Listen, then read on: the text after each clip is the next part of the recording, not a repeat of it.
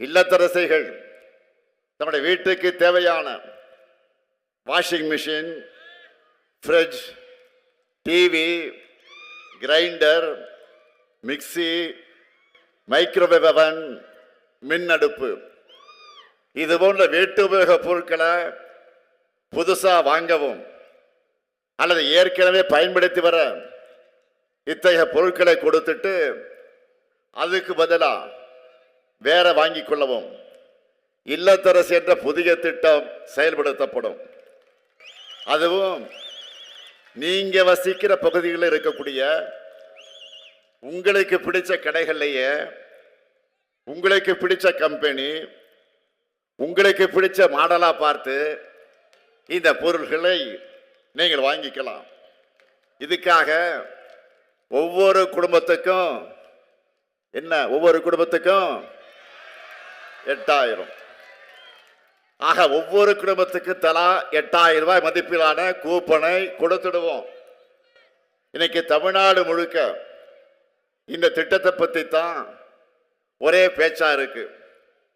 நம்ம பெண்கள் ஒரு சேலை வாங்கினா கூட அவங்களுக்கு பிடிச்ச கடையில் அவங்களுக்கு பிடிச்ச டிசைன்ல அவங்களுக்கு பிடிச்ச கலர்ல வாங்கணும்னு நினைப்பாங்க. அதை மனசுல வச்சுதான் இந்த திட்டத்தை உருவாக்கி இருக்கிறோம். இல்லத்தரசி திட்டத்தில் என்ன வாங்கணும், எப்படி வாங்கணும் எல்லாமே உங்க சாய்ஸ் தான். அதே போல உலகுக்கு உணவளிக்கக்கூடிய உழவர்களை மகிழ்விப்பதற்காக ஒரு மாபெரும் அறிவிப்பை வெளியிட்டு இருக்கிறோம். இலவச மின்சாரம் பெறக்கூடிய 20 லட்சத்திற்கு மேற்பட்ட விவசாயிகளுக்கு எந்தவித மீட்டரும் பொருத்தப்படாத நவீன மின்சார பம்பு செட்டுகள் வழங்கப்படும். எல்லாரும் பழைய பம்பு செட்டு வச்சிருப்பீங்க. சிலது அடிக்கடி ரிப்பேர் ஆகும். அதிக விலை கொடுத்து வாங்க முடியாத நிலையில் இருப்பீங்க. அதை நம்ம திராவிட மாடல் ஆட்சியில் அரசே இனி வாங்கி தரும். நெல் கொள்முதல் விலை குவிண்டால் ஒன்றுக்கு 3500 ரூபாயாக உயர்த்தி வழங்கப்படும். கரும்பு கொள்முதல் விலை டன் ஒன்றுக்கு 4500 ரூபாயாக உயர்த்தி வழங்கப்படும். பால் கொள்முதல் விலை லிட்டர் ஒன்றுக்கு 5 ரூபாய் உயர்த்தி வழங்கப்படும். முதியோர் உதவி தொகை இனி மாசம் 2000 ரூபாயாக உயர்த்தி வழங்கப்படும்.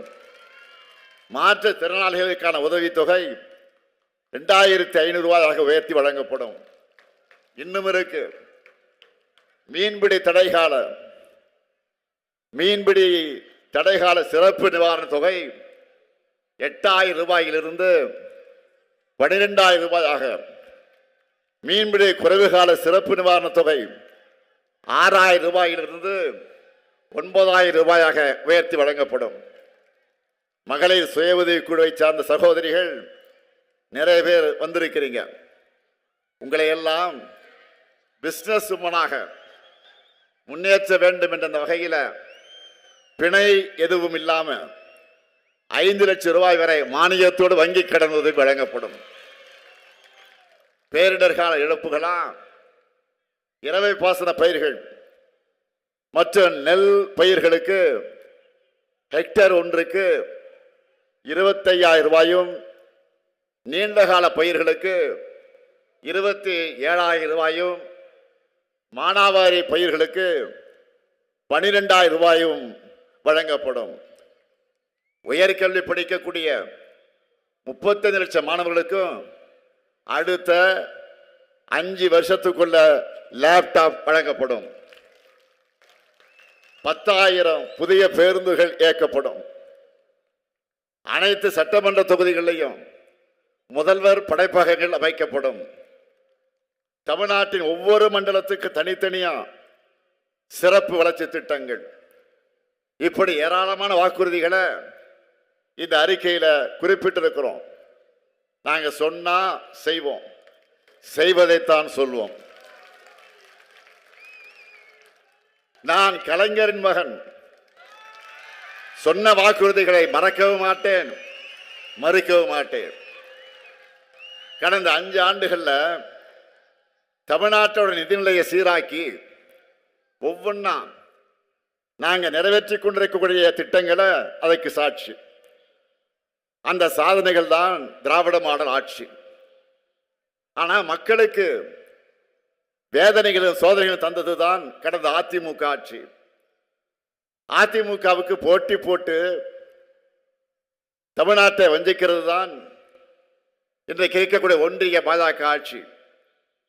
எம்பி எலெக்ஷன்ல ஒரு சீட் கூட வெற்றி பெற வைக்கலையே என்ற விரக்தியில இன்றைக்கு வரைக்கும் தமிழ்நாட்டை பழிவாங்கிட்டு இருக்கிறது தான் பாஜக ஆட்சி. இப்படிப்பட்ட தமிழ்நாட்டுக்கு விரோதமா இருக்கக்கூடிய கூட்டணிக்கு தக்க பாடம் புகட்டுவதற்கான நாள் தான் ஏப்ரல் 23. இந்த கரூர் மாவட்டத்துக்கு உட்பட்டு இருக்கக்கூடிய வாக்காளர்கள் மட்டுமல்ல, தமிழ்நாட்டு வாக்காளர்களும் அடிமை அதிமுகவுக்கு ஆணவ பாஜகவுக்கும் பதிலடி கொடுக்கிற நாள் தான் ஏப்ரல் 23. அன்றைக்கு பழனிசாமியுடைய அமித்ஷா அதிமுக மட்டுமல்ல, RSS இயக்குகிற பாஜகவையும் சேர்த்து விரட்டி அடிக்க முடிவு பண்ணிட்டாங்க. தேர்தல் ரிசல்ட்டை, தேர்தல் முடிவை இப்பவே தெரிந்து கொண்ட காரணத்தால் தான் இன்னைக்கு பார்க்குறீங்க ஓவரா புலம்ப ஆரம்பிச்சிட்டாரு பழனிசாமி. அதுலேயும் தன்னைத்தான பெரிய புலனாய்வு புலின்னு நினச்சிக்கிட்டு காமெடி பண்ணிக்கிட்டு இருக்கிறாரு. இப்போ கலைஞரும் வாஜ்பாயும் இருக்கிற போட்டோவை காண்பிச்சு நீங்க கூட்டணி வைக்கிறியா அப்படின்னு கேட்கிறாரு. நாங்க கூட்டணி வச்சோமே தவிர பழனிசாமி மாதிரி அழகு வைக்கல, அதை புரிஞ்சுக்குங்க. நாங்க கூட்டணி வச்சப்போ திமுக தலைவர் கலைஞர்கிட்ட தான் இருந்துச்சு. நாங்க கூட்டணி வச்சப்போ திமுக கலைஞர்கிட்ட தான் இருந்துச்சு. ஆனா இப்ப அதிமுக அமித்ஷா கிட்ட இருக்கு. நாங்க குறைந்தபட்ச செயல் திட்டம் வகுத்து, மினிமம் ப்ரோக்ராம் வகுத்து, வாஜ்பாய் தலைமையிலான பாஜக அரசோட கடிவாளத்தை கலைஞர் கையில வச்சிருந்தார். ஆனா இப்போ அதிமுக மட்டுமல்ல, என்டிஏவில் இணைந்திருக்கக்கூடிய அத்தனை ஊழல் கட்சிகளோட குடுமிப்பிடியும் அமித்ஷா கிட்ட தான் இருக்கு. நாங்க கூட்டணி வச்சப்போ தமிழ்நாட்டுக்கான வளர்ச்சி திட்டங்களை கொண்டு வந்தோம். ஆனா பழனிசாமி கூட்டணி வச்சு நீட்டின இடத்தெல்லாம் கையெழுத்து போட்டு தமிழ்நாட்டு உரிமைகளை அடகு வச்சு தான் ஆரம்பிச்சோம். இந்த லட்சணத்துல ஊருக்கே தெரிஞ்ச நியூஸ அந்த போட்டோவை கொண்டு வந்து இம்சை அரசன் 23ஆம் புலிகேசி படத்தில் சொல்ற மாதிரி மணிக்கு ஒரு முறை தான் ஒரு மங்கினி என்பதை நிரூபிச்சிட்டு இருக்கிறார்.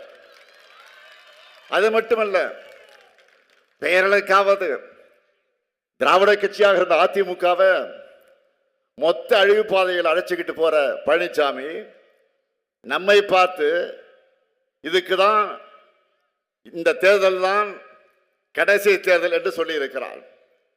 வழக்கமாக அமாவாசையை பார்த்து ஆரிடம் சொல்ற பழனிசாமி இந்த முறை தவறான வருடத்தை சொல்லி இருக்கிறார். சகோதரர் முன்னாள் முதலமைச்சர் OPS தொடங்கி அம்மையார் சசிகலா வரைக்கும் துரோகங்களை செஞ்சு முதுகலை குத்தின பழனிசாமி இன்றைக்கு அதிமுகவை கைப்பற்றி பாஜகவுக்கு வாடகைக்கு விட்டுட்டு ஏகத்தலமா பேசிக்கிட்டு இருக்கிறார்.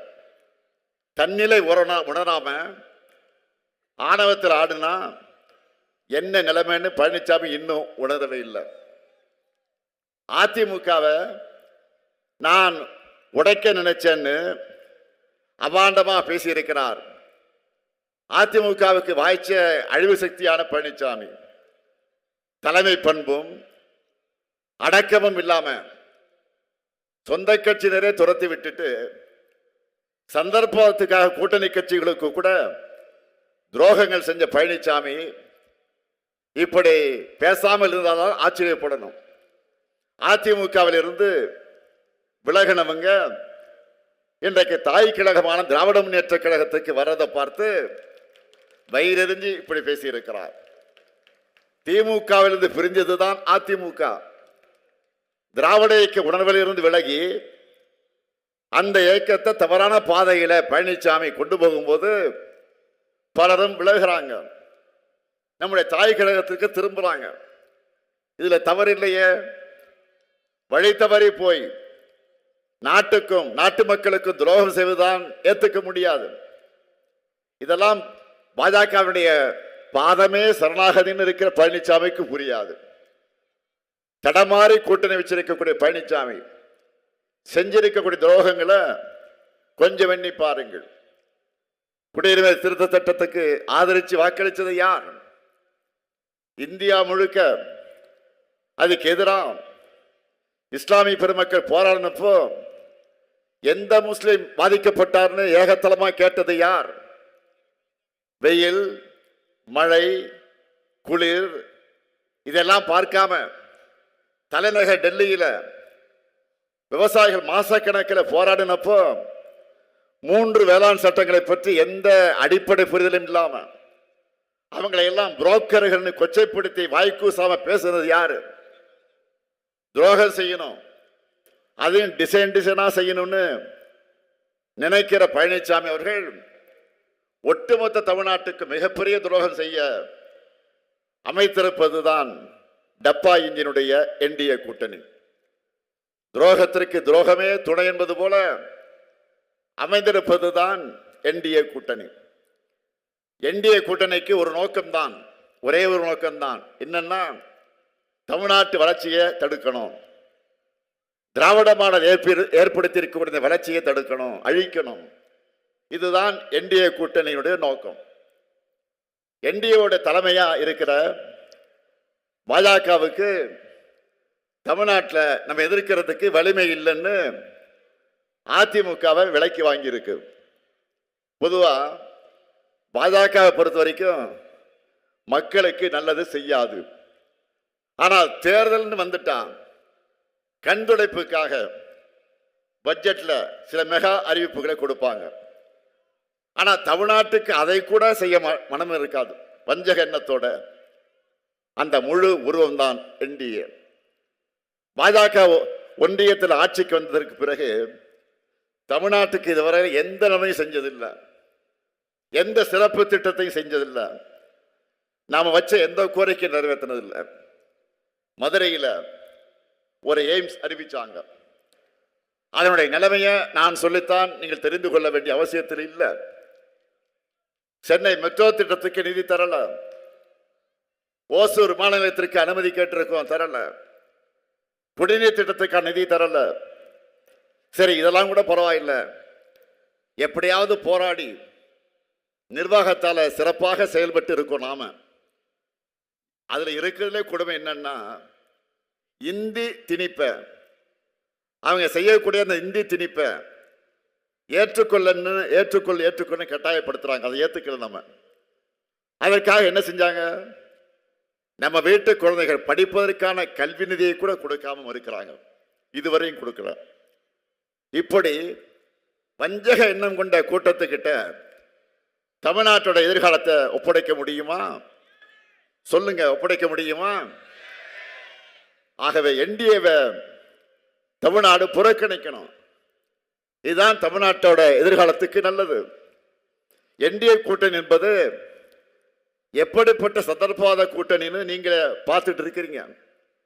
கரப்ஷன், கமிஷன், கலெக்ஷன் ஆட்சியை நடத்தின பழனிசாமி அவர்களை மிரட்டி கூட்டணி அமைச்சு தமிழ்நாட்டு உரிமைகளை பறிச்சு வரிசையா பல துரோகங்களை செஞ்சு பிரிஞ்ச மாதிரி நாடகங்களை நடத்தி கடைசியா இப்போ டெல்லியில தீர்மானிச்சு தோக்கிறதுக்காக தமிழ்நாட்டுக்கு வந்திருக்கு என்டிஏ.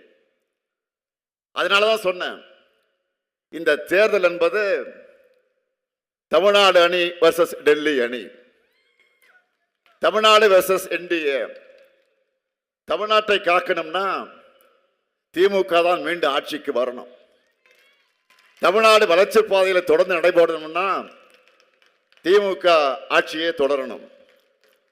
தமிழ்நாடு கலவர பொம்மையா மாறாம இருக்கணும்னா பாஜக அதிமுக கூட்டணியை வேரோடு வீழ்த்தணும். நீங்க எல்லாரும் ஒரு விஷயத்தை நல்லா புரிஞ்சுக்கணும்.